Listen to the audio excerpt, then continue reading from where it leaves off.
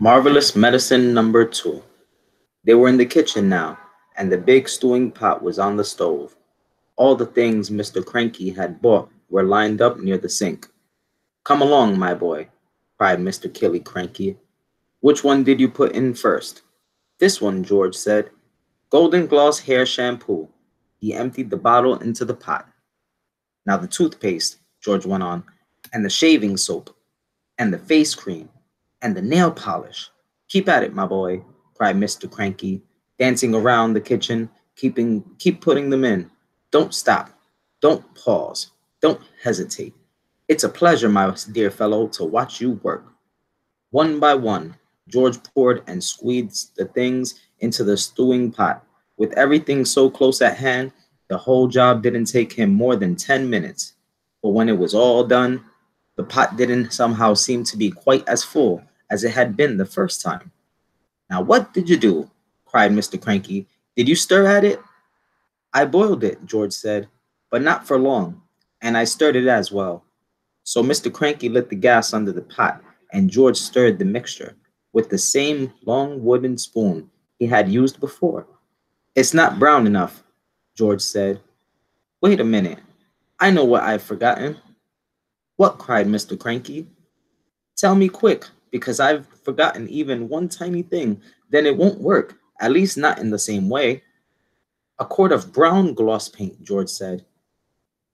That's what I've forgotten. Mr. Killy Cranky shot out of the house and into his car like a rocket. He sped down to the village and bought the paint and rushed back again. He opened the can in the kitchen and handed it to George. George poured the paint into the stewing pot. Aha! That's better, George said. That's more like the right color. It's boiling, cried Mr. Cranky. It's boiling and bubbling, George. Is it ready yet? It's ready, George said. At least I hope it is.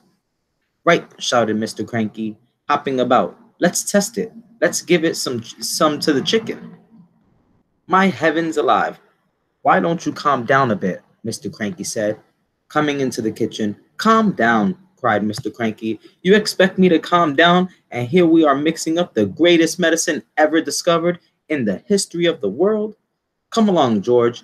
Dip a cupful out of the pot and get a spoon, and we'll give some to a chicken just to make absolutely certain we've got the correct mixture. Outside in the yard, there were several chickens that hadn't had any of George's marvelous medicine. Number one, they were pecking about in the dirt in the silly way chickens do. George crouched down, holding out a spoonful of marvelous medicine number two.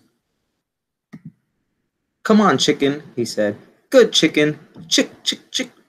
A white chicken with black specks on its feathers looked up at George. It walked over to the spoon and went peck. The effect that medicine number two had on this chicken was not quite the same as the effect produced by medicine number one, but it was very interesting. Whoosh! Shrieked the chicken, and it shot 6 feet in the air and came down again. Then sparks came flying out of its beak. Bright yellow sparks of fire, as though someone was sharpening a knife on a grindstone inside its tummy. Then its legs began to grow longer. Its body stayed the same size, but the two thin yellow legs got longer and longer and longer and longer still.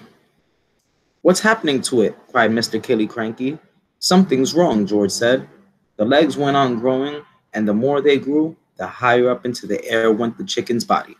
When the legs were about 15 feet long, they stopped growing. The chicken looked perfectly absurd with its long legs and its ordinary little body perching high up on it. It was like chicken on stilts. Oh, my sainted aunts, cried Mr. Killy Cranky. We've got it wrong. This chicken's no good to anybody. It's all legs. No one wants chicken legs. I must have left something out, George said. I know you left something out, cried Mr. Cranky. Think, boy, think. What was it that you left out? I've got it, George. I've got it, said George. What was it? Quick. Flea powder for dogs, George said. You mean you put flea powder in the first one? Yes, Dad, I did. A whole carton of it. Then that's the answer. Wait a minute, said George. Did we have brown shoe polish on our list? We did not, said Mr. Cranky. Well, so wonder it went wrong, said Mr. Cranky. He was already running into his car, and soon he was heading down to the village to buy more flea powder and more shoe polish.